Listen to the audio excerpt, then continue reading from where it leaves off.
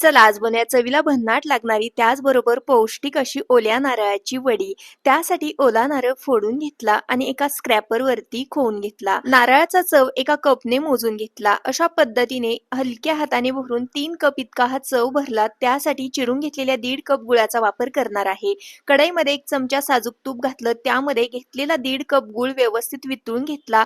ओल्या नारळाचा चव घातला. अर्धा वाटी दूध घालून हे मिश्रण शिजवून घेतलं. त्यामध्ये विलायची पावडर, जायफळ पावडर आणि 2 चमचे इतकी इथं मिल्क पावडर वापरलेली आहे. यामधलं पाणी आटेपर्यंत आणि याचा एकसारखा गोळा तयार होईपर्यंत याला शिजवून घेतलं. त्यानंतर हे मिश्रण ओल्या करून घेतलेल्या बटर पेपरवरती काढून अशा पद्धतीने सेट करून घेतलं. लगेच यावरती आवडीनुसार ड्रायफ्रूट घातले आणि हलक्या हाताने लाटण्याने लाटून घेतलं.